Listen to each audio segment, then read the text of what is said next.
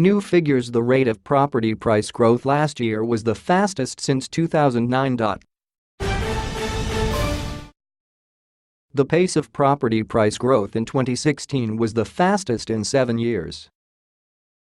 Nationally, property price growth kept on going during December, with capital city values up by another 1.4% to result in 10.9% growth for the year. While its prospects have been a little dim since the resources downturn, it was actually Darwin that was the best performing capital city in the last quarter of the year, with its dwelling values up by 5.9%. Perth, another capital city which has had its own fair share of price drops this year, was also in positive territory, with its median dwelling value up by 2.8% for the quarter. Melbourne and Sydney both recorded growth of 2.4% for the quarter, Hobart 2.1%, Brisbane 1.8% and Canberra 0.2%. Adelaide was the only capital city where dwelling values dropped during the quarter, down by 1.6%. CoreLogic researcher Cameron Cusher said he hadn't been expecting the property market to pick up the speed it did in 2016.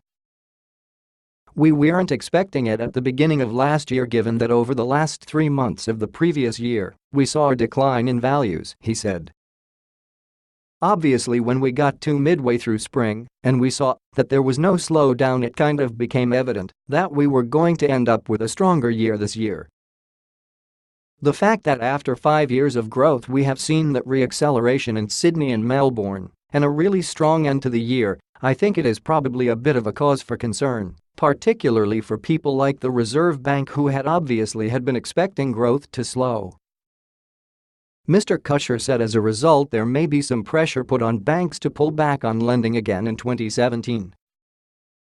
I think there is obviously going to have to be a reaction because you have this elongate growth phase, and sure, it hasn't been as strong as growth phases in the past, but look at Sydney's median house price now is nudging up toward $1 million. It's $720,000 in Melbourne. It is definitely concerning that we have had this fairly strong growth in the 2 largest cities for such a long period of time.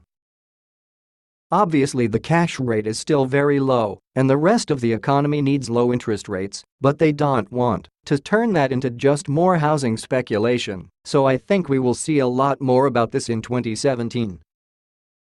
Mr. Cusher said the reasonably good results for Darwin and Perth were not necessarily a sign those markets were coming back from their downturn.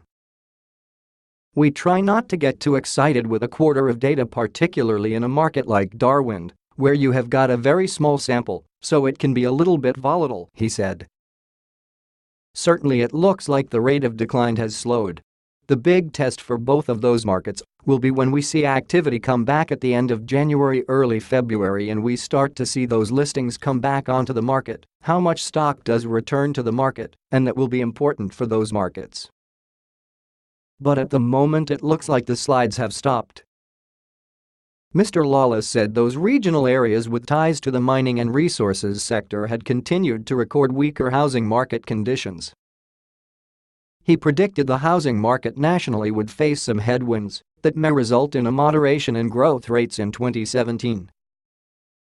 Mortgage rates were already trending higher towards the end of 2016, despite any movements in the Reserve Bank cash rate. Higher mortgage rates have the potential to quell housing demand, especially considering the record high levels of household debt, which implies consumers are highly sensitive to changes in the cost of debt, he said.